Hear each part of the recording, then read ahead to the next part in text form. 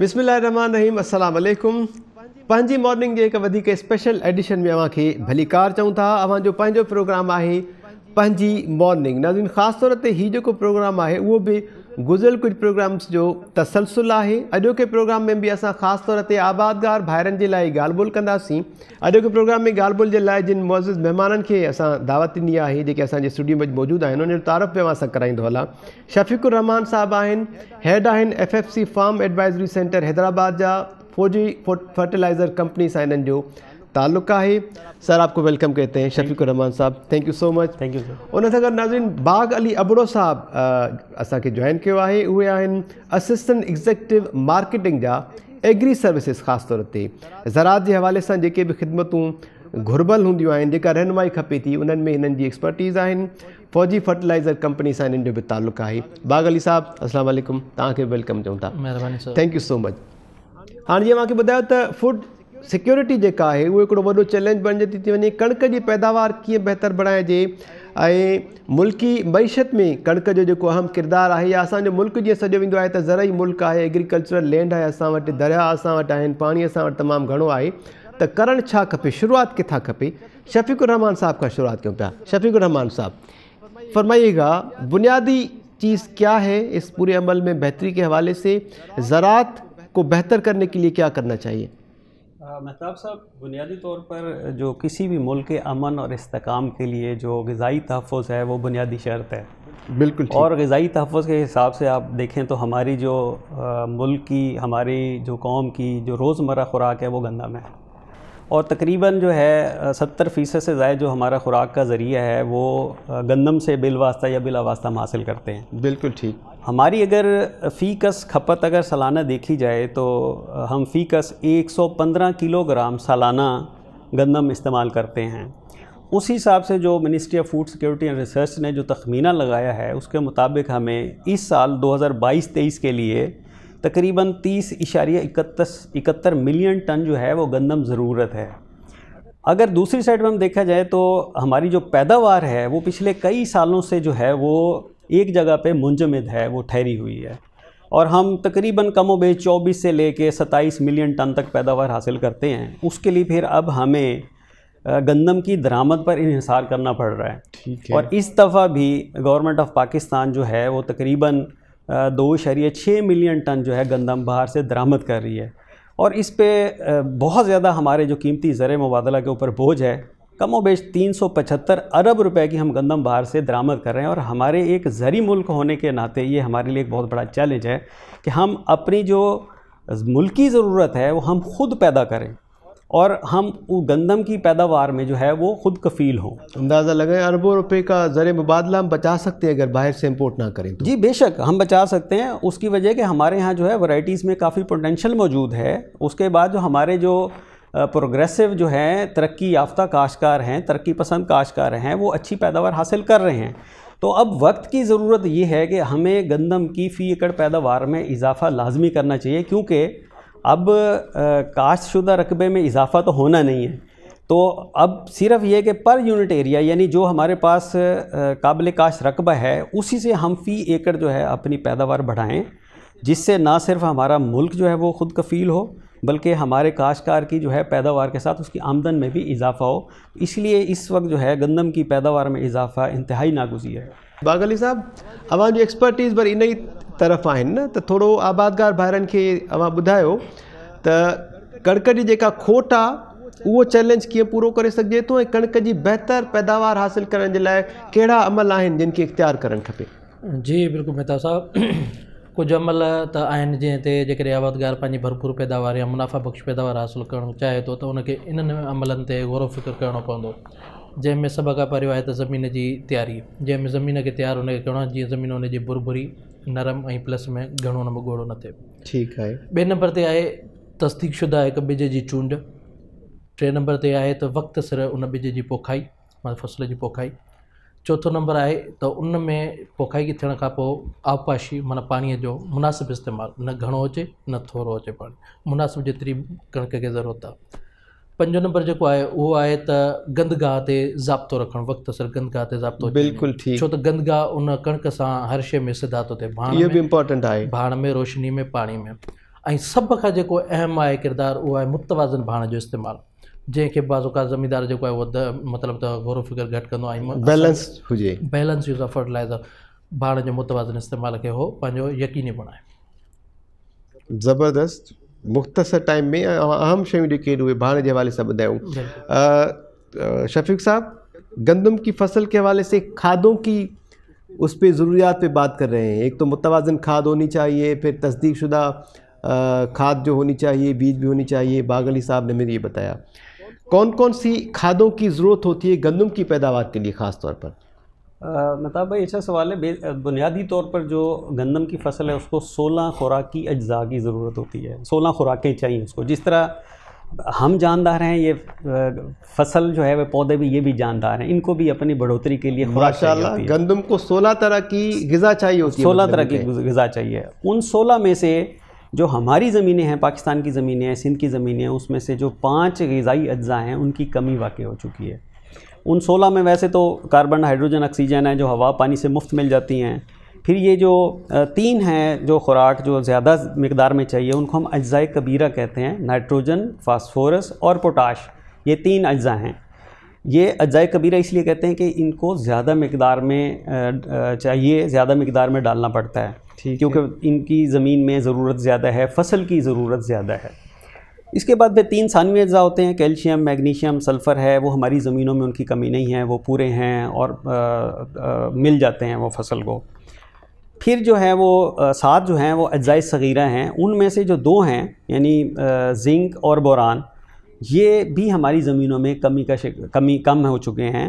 तो इसके अलावा जो है बाकी लोहा है, मैग्नीज़ है, कॉपर है, मोलिब्डेनम है, क्लोराइड है, ये बाकी हमारी ज़मीनों में पूरे हैं। तो इन 16 में से जो 5 हमारी ज़मीनों में कम हैं वो फसल की ज़रूरत है। अब ये 5 ग़िज़ाई अज्जा चूँकि ज़मीन में कम हो चुके हैं तो हमारे पास इसके अलावा कोई चारा नहीं रहा अब कि हम इनको मुतवाज़न भान के ज़रिए है हम ज़मीन में इस्तेमाल करें ताकि फ़सल ये ग़िज़ाई अज्जा इस्तेमाल करके हमें अच्छी पैदावार दें। इनमें जो नाइट्रोजन है इसकी तकरीबन ज़मीनों में 100% कमी वाक़ई हो चुकी है। फास्फोरस की 95% कमी वाक़ई हो चुकी है। और मैं यहाँ ये बताता चलूँ, नेचुरली, सॉरी आपको इंटरप्ट करूँगा, नेचुरली ये हमारी ज़मीन में मौजूद नहीं है। ये नेचुरली हमारी ज़मीनों में आहिस्ता आहिस्ता डिप्लीट होते गए, ये कम होते गए, कम होते गए, नेचुरली मौजूद भी नहीं और कम होते गए। इसकी और साइंसी वजूहात हैं। अब जो फास्फोरस है ये पिछले कुछ अरसे में ये मज़ीद कमी का शिकार हुई है क्योंकि हमारे काश्तकार भाई जो है मुतवाज़न खादों के ऊपर तवज्जो नहीं दे रहे। अब जैसे फास्फोरस आज से कुछ अर्सा पहले, तकरीबन 10 साल पहले, ये 92% ज़मीनें इसकी कमी का शिकार थी। अब वो 95% ज़मीनें जो हैं वो फास्फोरस की कमी का शिकार हो गई हैं क्योंकि हम मुतवाज़न खाद इस्तेमाल नहीं कर रहे।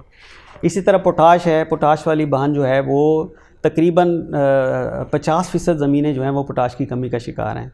अगर अज्जाए सगीरा की बात करें तो जिंक जो है वो तकरीबन 85% हमारी ज़मीनें ऐसी हैं जिसमें जिंक की कमी पाई गई है। और इसी तरह 60% ज़मीनों में जो है वो बोरान की कमी पाई गई है।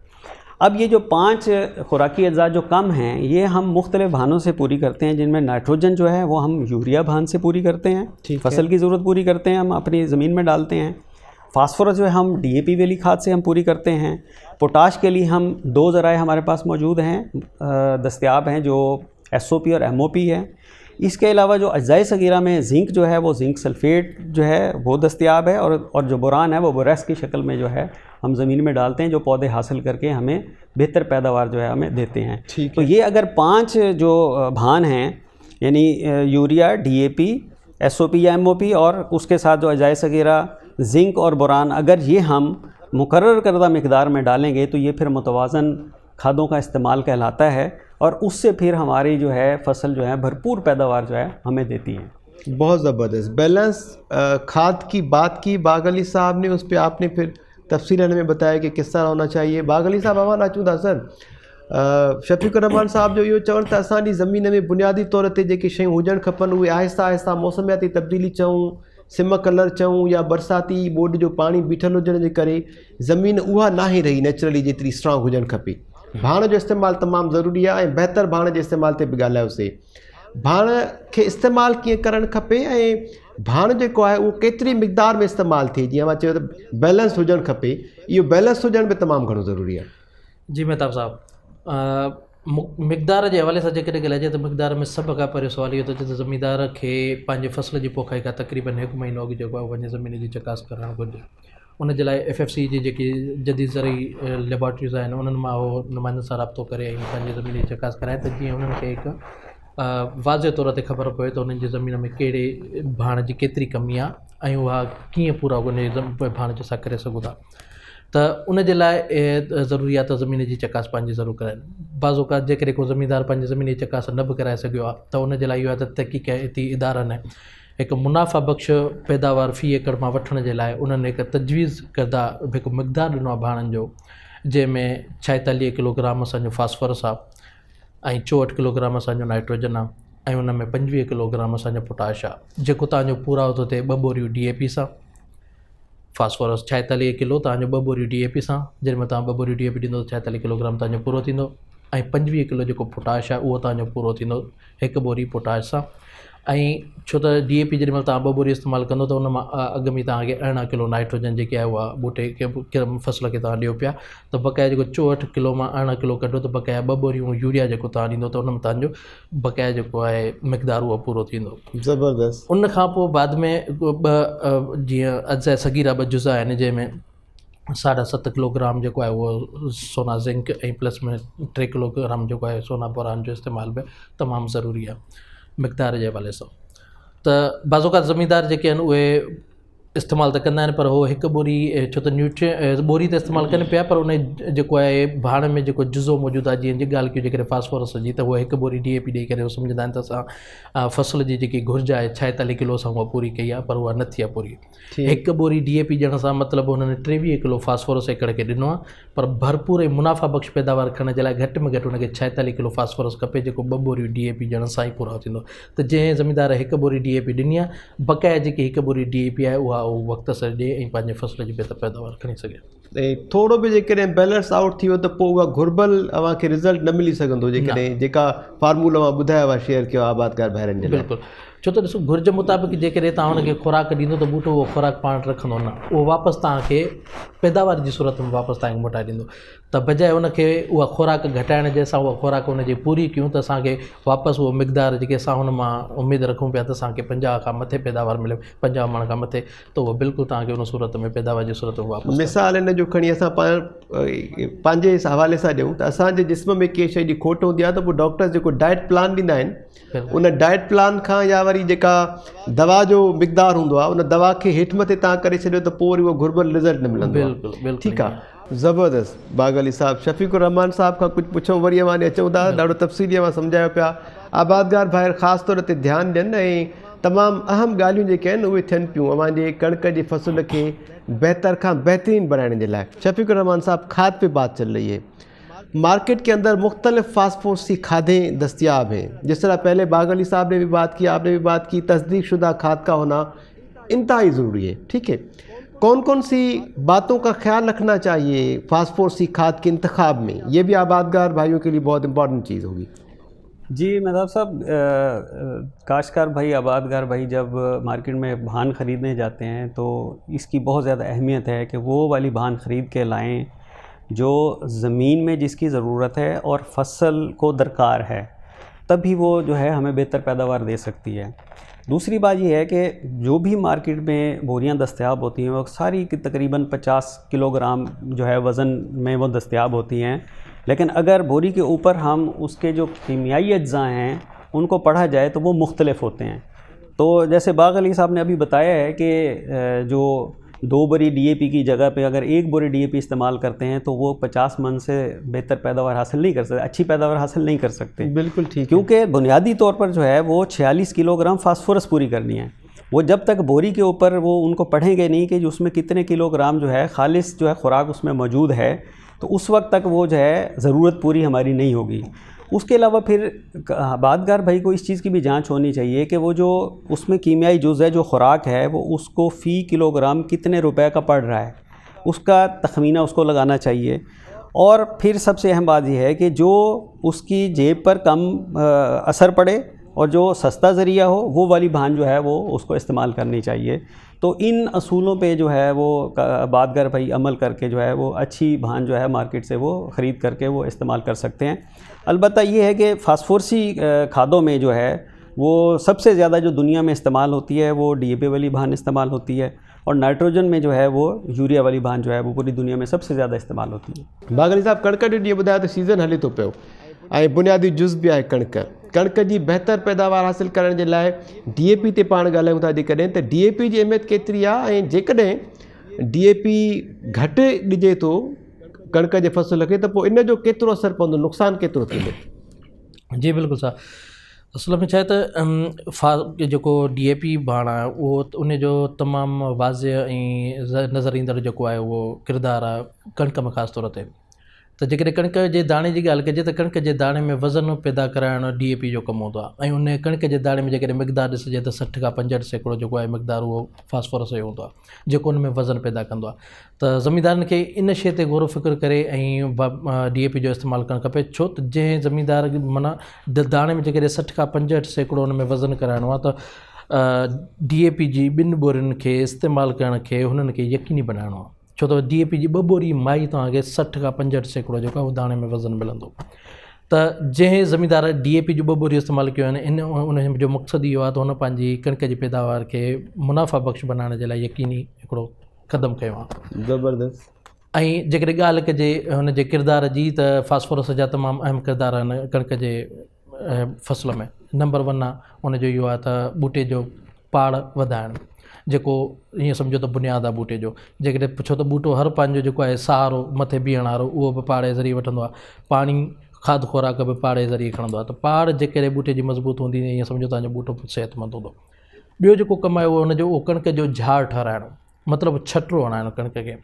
टियों जेको हुन फास्फोरस जो कमु आहे उहो आहे तव्हांजे दाणो जेॾी महिल ठहंदो आहे त उन दाणे में वज़न कराइणु ऐं दाणे जी साइज़ खे वधाइणु। चौथों जेको फास्फोरस जो कमु आहे अहम उहो कमु आहे त तव्हांजे फसल खे वक़्त सिर तयारु करणु। ऐं जेकॾहिं उन जी कमीअ ऐं अलामतुनि जे बारे में जेकॾहिं असां ज़िक्र कंदासीं त तव्हां उन जी उबतड़ी आहे त जेकॾहिं फास्फोरस जी कमी जेकॾहिं तव्हांजे कणक में थी वेंदी त हुनजी पाड़ घटि ठहंदी, पाड़ घटि ठहण जे करे हुनजो कदु न कंदी कणक ऐं हुनजो झाड़ न ठहंदो।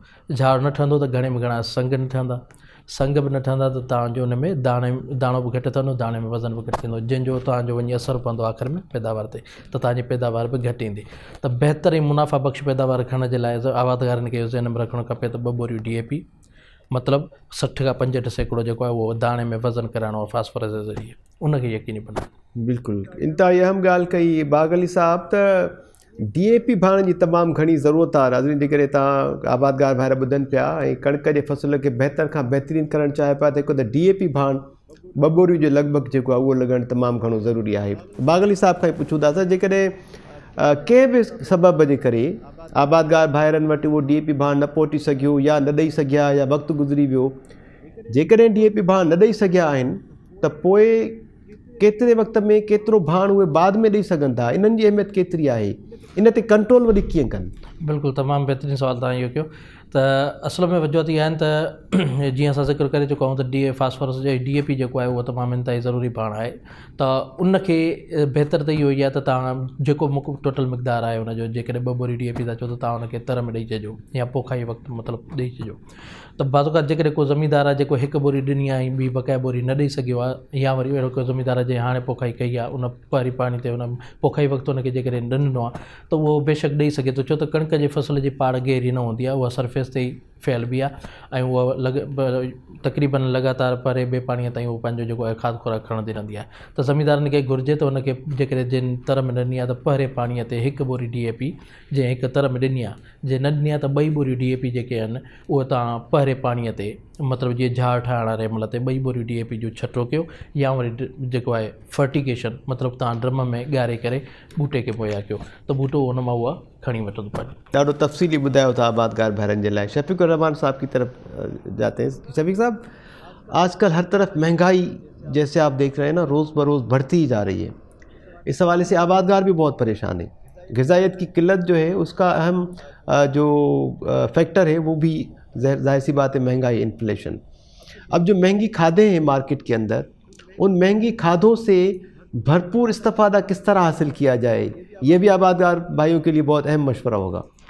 देखिए, खादों की अफादियत से सबसे ज़्यादा हम उससे जो फ़ायदा ले सकते हैं खादों की इस्तेमाल से, उसमें 4 असूल हैं इस वक्त जो पूरी दुनिया में उस पर लोग जो है वो फोकस करते हैं, उसको अडॉप्ट किया जाता है। वो है 4R न्यूट्रिएंट स्टीवर्डशिप, यानी 4 वो हिकमत अमली हैं, 4 वो असूल जिनको हम करके हम जो है खादों के इस्तेमाल से भरपूर फ़ायदा हासिल कर सकते हैं, जिनमें सबसे पहला जो है वो राइट सोर्स ऑफ फर्टिलाइज़र यानी सही खाद का इंतखाब। बिल्कुल ठीक। दूसरे नंबर पे है राइट डोज ऑफ फर्टिलाइज़र यानी सही मिकदार में इस्तेमाल।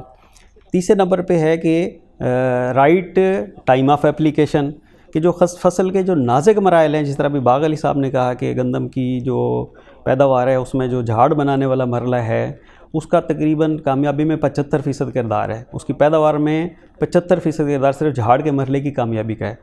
इसी तरह सही जगह पे इस्तेमाल, यानी वो जड़ के करीब इस्तेमाल की जाए तो हमें उन खादों से ज़्यादा बेहतर अफादियत हम हासिल कर सकते हैं। बाकी जहाँ तक महंगाई का ताल्लुक़ है तो ये हमेशा तलब रसद की वजह से मार्केट में उतार चढ़ाव रहता है। हम हमेशा आबादगर भाइयों को मशवरा देते हैं कि अगर खादें महंगी हो रही हों तो अपनी ज़रूरत के मुताबिक वो पहले बंदोबस्त कर लें। अगर किसी वजह से मार्केट में अब खादें वैसे कम हो रही हैं, उसकी कीमतें नीचे आ रही हैं, तो उसमें हमने अक्सर देखा है कि हमारे आबादगार भाई जो है ना वो देर कर देते हैं कि मज़ीद वो नीचे कीमतें आने के इंतज़ार में जो है अपनी फसल की पैदावार पे कंप्रोमाइज़ कर जाते हैं, उस पर समझौता करते हैं। अब हम जैसे बाग अली साहब ने कहा है कि जो 20 से 50 दिन वाला मरला है उगने के बाद वो बहुत अहम है, क्योंकि गंदम की 75% पैदावार का जो दारोमदार है उस मरले की कामयाबी पे है। और अगर हमने मुतवाज़न भान इस्तेमाल नहीं की, ये हमने 4 बुनियादी असूल वहाँ लागू नहीं किए, तो उस सूरत में फिर हमारी जो है पैदावार वो कम आ जाती है। तो जितनी भी आपको ज़रूरत है उस वक्त जो फसल की ज़रूरत है तो वो आप फौरी तौर पर उसको दें, बजाय इसके कि हम चंद पैसों के लिए हम भान की जो कीमतें कम होने का इंतज़ार करते रहें और वहाँ से हमारी जो है वो 15 से 20 मन जो हमारी पैदावार वो कम हो जाए, कम इस्तेमाल करने की वजह से या लेट एप्लीकेशन देर से इस्तेमाल करने की वजह से।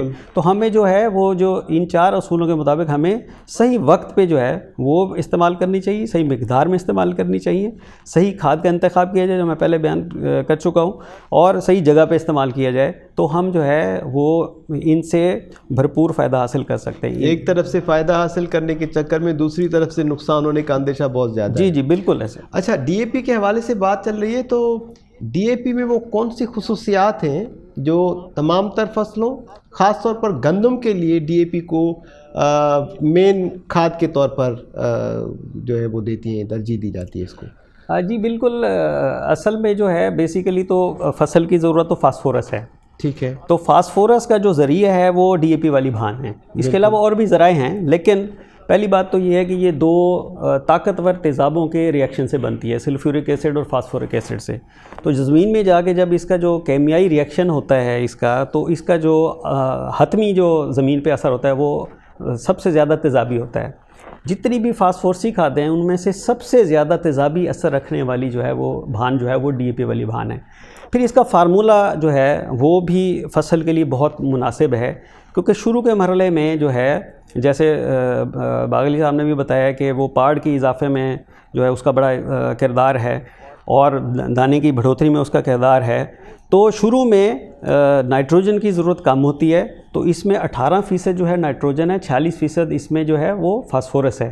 तो जो उस वक्त की ज़रूरत है, अगर हम 2 बोरी जो है DAP वाली भान अगर डालते हैं तो जितनी उस वक्त इब्तदाई मरहले के लिए नाइट्रोजन की ज़रूरत होती है वो 2 बोरी जो है DAP से वो मिल जाती है। सही। और फास्फोरस भी वहाँ से वो पूरी हो जाती है। इसके अलावा DAP खाद में एक और खसूसियत भी है कि 50 किलो की चूँकि बोरी होती है, 50 किलो में सबसे ज़्यादा जो खुराकी अज्जा हैं वो DAP भान में हैं, जो जितनी भी फास्फोरसी खादें हैं, क्योंकि इसमें 18% नाइट्रोजन के हिसाब से 9 किलो इसमें जो है वो नाइट्रोजन है और 46 किलो फास्फोरस के हिसाब से इसमें 23 किलो जो है वो फास्फोरस है। तो 23 और 9 जो 32 किलो खालिस खुराक जो है 50 किलो की बोरी से मिलती है। इससे आपकी लोडिंग अनलोडिंग, उसकी जो ट्रांसपोर्टेशन है, आप मार्केट से उसको अपने खेत तक लेके आते हैं, उसके बाद फिर ज़ाहिर है आगे इसकी एप्लीकेशन भी होनी है, इसका इस्तेमाल भी होना है। तो अगर आपने लेबर का ज़रिए इस्तेमाल करना है तो जितनी आपकी बोरियां ज़्यादा होंगी उतना आपको लेबर चार्जेस ज़्यादा पड़ेंगे, आपका टाइम जो है वो ज़्यादा होगा। तो ये भी हमें DAP से हमें सहूलत मिलती है कि हम थोड़ी खाद से जल्दी हम अपना काम निपटा लेते हैं, क्योंकि इसमें जो है खुराकी अज़ा की मिकदार जो है वो ज़्यादा है। तो यही वजह है कि पूरी दुनिया में जो है वो सबसे ज़्यादा जो है, चाहे वो जिस तरह के भी ममालिक हैं, वो ठंडे इलाकों वाले हैं, वो गर्म मौसम वाले ममालिक हैं, और उनकी ज़मीनें जिस तरह के भी हैं, तो पूरी दुनिया में और ख़ास तौर पर जो हमारे हमसाया ममालिक हैं, जैसे चाइना है जो इस वक्त बड़ी अच्छी पैदावार हासिल कर रहा है, और हत्ता कि इंडिया जो है वो अच्छी पैदावार हासिल कर रहा है गंदम के हवाले से, तो यहाँ जो है वो DAP का इस्तेमाल ही सबसे ज़्यादा है, जो फास्फोरस का ज़रिया जो उनको फ़राम होता है। इसी तरह जो नाइट्रोजन का ज़रिया है वो वहाँ यूरिया इस्तेमाल करते हैं। तो ये वजह है कि जिसकी वजह से DAP भान जो है वो हमारे काश्तकार आबादगार भाई इसको पसंद करते हैं, क्योंकि उनको इनसे रिज़ल्ट बहुत अच्छे मिलते हैं, उनके पैदावार में इजाफ़ा होता है। हाँ, अब ज़रूरत इस चीज़ की है कि अगर वो मुकर्रर करदा जो सिफारिश करदा मिकदार है, अगर उसमें वो इस्तेमाल करें, और तो फिर हम यकीनी तौर पर जो है वो गंदम की पैदावार में ख़ुद कफ़ालत हासिल कर सकते हैं। बहुत ज़बरदस्त। बाग़ाली साहब, DAP भाण जे इस्तेमाल जे हवाले सां 4 रहनुमा उसूल शफ़ीकुर रहमान साहब बि ॿुधाया, अवां बि इन ते तफ़सीली ॻाल्हि कई आहे। ठीकु आहे, आबादगार भाइर जेकॾहिं हीउ प्रोग्राम न ॾिसी सघिया, पहिरीं ॻाल्हि त इहा, उहे DAP भाण जा जेकी 4 रहनुमा उसूल आहिनि, इन्हनि ते जेकॾहिं उन्हनि खे का रहनुमाई खपे थी त उहा रहनुमाई हासिल करण जे लाइ उहे छा कनि? अहिड़ो को प्रोग्राम बि आहे अव्हांजो? जी बिल्कुलु आहे।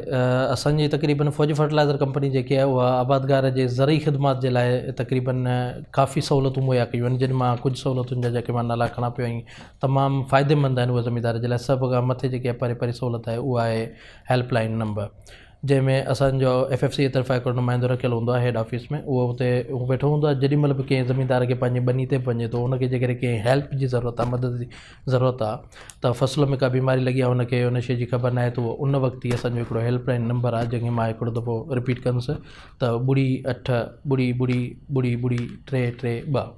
इहो असांजो हेल्पलाइन नंबर आहे। उहो उन ते कॉल करे त उन असांजे जेके FFC जो जेको मुक़ररु थियलु नुमाइंदो आहे उहो उन सां राब्तो कंदो, ऐं उन जे ज़रिए जेके बि उन जा मसइला आहिनि उहे उते बीठे उन जा मसइला ज़मीन में हल थी वेंदा इंशाअल्लाह। ऐं बक़ाया इहो आहे त छंछरु असांजी छुटी हूंदी आहे, त जेकॾहिं कंहिं ज़मींदार खे छंछरु ते जेकॾहिं उहो ज़मींदार कॉल करे थो त उनजी उहा कॉल रिकॉर्डिंग में अची वेंदी आहे, ऐं सूमर ते जीअं उहो नुमाइंदो वापसि ऑफिस में ईंदो आहे त सभ खां परे पोइ जेके कॉल ईंदियूं आहिनि उन्हनि खे उहो बैक कॉल कंदो आहे, ऐं बैक कॉल करे उन जा जेके मसइला आहिनि उहे उन जा मसइला ॿुधी करे उन्हनि जा हल जेके आहिनि उहे उन्हनि ते अमल दरमद थींदो आहे। ज़बरदस्त। नंबर जेको मां बि नोट कयो, अञा कुझु चओ पिया? जी बिल्कुलु। ऐं ॿिए नंबर ते जेको आहे उहो आहे असांजा फार्म एडवाइज़री सेंटर्स आहिनि मुख़्तलिफ़ इलाइक़नि में। जीअं हिते जेकॾहिं असां हैदराबाद जी ॻाल्हि कयूं त सिंध में हैदराबाद में हिते असांजो मीरपुर ख़ासि रोड ते ॾेथा स्टेशन जे क़रीब असांजो फार्म एडवाइज़री सेंटर आहे, जंहिंमें असांजो सर शफ़ीक रहमान साहिबु हुते वेठा हूंदा आहिनि ऑफिस में। त फील्ड बि हूंदी आहे साईं जी, गॾु ऑफिस बि हूंदी आहे, त को बि आबादगार जेकॾहिं हितां गुज़रे थो ऐं हुन जी जेकॾहिं साईं सां मिलणु चाहे थो, ऑफिस में हुते मिली साईं सां ऐं पंहिंजा जेके बि मसइला आहिनि उनखे मसइला हुते बि साईं सां शेयर करे सघे थो, ऐं उमेदु आहे त उन्हनि जे मसइलनि जो उते ई हल थी वेंदो। जेकॾहिं हल न आहे तरी पोइ कुझु वरी फील्ड में उन्हनि जा मसइला जेके आहिनि उन्हनि जा उते हल थींदा आहिनि, बज़ाहिर असांजो उतां जो ऑफिसर उन सां गॾिजी वेंदो ऐं उन जा जेके मसइला आहिनि उनखे हल कंदो। उनखां पोइ काश्तकार असांजी डेस्क आहे, जेकॾहिं फ़ौजी फर्टिलाइज़र कंपनी जी वेबसाइट ते वेंदा त उते असांजी काश्तकार डेस्क हिकिड़ी मौजूदु आहे, जंहिं ते असां ज़रई लिटरेचर जेको आहे किताब मुख़्तलिफ़ क़िस्म जी मुख़्तलिफ़ फ़सुलनि ते, ख़ासि तौर ते असांजी कणिक ते बि मौजूदु आहे, ऐं प्लस हुन सां गॾु उते असांजा वीडियोज़ बि मौजूदु आहिनि। जेकॾहिं FFC जो के छो त बाज़ोकात कणिक जे लिटरेचर खे किताबनि खे पढ़नि था, पर जेकॾहिं हुनखे अञा ॻाल्हि सम्झ में नथी अचे त उनखे वधीक वाज़े करण जे लाइ उते वीडियो बि मौजूदु आहिनि कणिक जे हवाले सां, जंहिंमें पोखी खां वठी करे तव्हांजे फ़सुल जी कटाई ऐं प्लस में पैदावार अचण ताईं जेके मरल आहिनि उन सभिनि जे बारे में उते ॿुधायल आहे। ऐं उनखां पोइ वरी असांजो हिकिड़ो जदीद जेकी मतिलबु असांजो हुन ते कमु थियो आहे उहा आहे काश्तकार रहनुमा ऐप आहे, मोबाइल ऐप।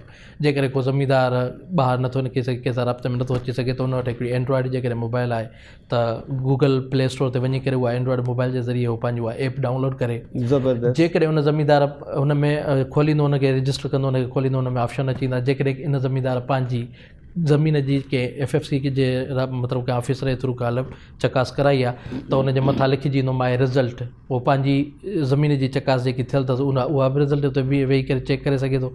जेकॾहिं उन न कराई आहे त उन वटि हिकिड़ो ॿियो चांस आहे त उनजे आसपास जेकॾहिं उन तहसील लेवल ते, छो त उते तहसील लेवल ते रिज़ल्ट शो थींदी, ज़ाहिर थींदी आहे, त उन तहसील लेवल ते उन तहसील में साॻी में जंहिंमें हे रहे पियो उन में जेकॾहिं कंहिं आसपास के ॿिए ज़मींदार चकास कराई आहे त उन तहसील लेवल जे हिसाब सां बि उन इलाइक़े जी फ़सुल जे हिसाब सां उन जे भाण जो मिक़दार जेको आहे इस्तेमाल जो तरीक़ेकार उहो सॼो उन में खुली ईंदो, वाज़ खुली ईंदो, उन जे बिहाफ ते पोइ पंहिंजे ज़मीन जी जेका पोखी करे सघे थो ऐं बहितर। ऐं उन खां पोइ जेको आहे उहो जेको वॾे में वॾो हिकिड़ो आख़िरी जेको असांजो नेटवर्क बि आहे उहो आहे डीलर जो। जेकॾहिं को ज़मीनदार ऐप बि चलो नथो इस्तेमालु करे सघे त मार्केट में जेॾी महिल भाण ख़रीद करणु वञे थो त उते FFC जा रजिस्टर्ड डीलर मौजूदु हूंदा आहिनि, जंहिं वटि हिनखे जेकॾहिं पंहिंजे ज़मीन जा कंहिं मसइला आहिनि त उन में इहो आहे त हे पंहिंजो नंबर जेको आहे उहो कंहिं डीलर वटि रखे अचे ऐं उहो डीलर उन नंबर जे ज़रिए असां सां राब्तो। आख़िरी इहा वरी तव्हां अञा इम्पोर्टेंट ॻाल्हि कई त डीलर्स सां बि राब्तो करे उन खां बि रहनुमाई वठी सघनि। छो त कुझु आबादकार असांजा अहिड़ा आहिनि जिन वटि एंड्रॉइड फ़ोन न आहे त उहे इस्तेमालु उन नथा कनि, त उन्हनि जे लाइ इहो आहे त जंहिंमें भाण जी ख़रीदारी करणु वञनि था त उहो असांजे जेको रजिस्टर्ड डीलर आहे असांजो मुक़ररु कयल डीलर, उन डीलर वटि पंहिंजो नंबर छॾे जॾहिं उनखे चवनि सर असांजो मसइलो आहे ज़मीन ज़मीन पैदावार न थी, उनजे थ्रू असां उनजो मसइलो लॻायूं। ठीकु आहे। पंहिंजी मॉर्निंग जे स्पेशल एडिशन सां गॾु मूंखे इजाज़त ॾींदा ऐं महताब अली नूर ऐं पंहिंजी मॉर्निंग जे हिन सेशन खे हिते पुॼाणी ते पहुचायूं था।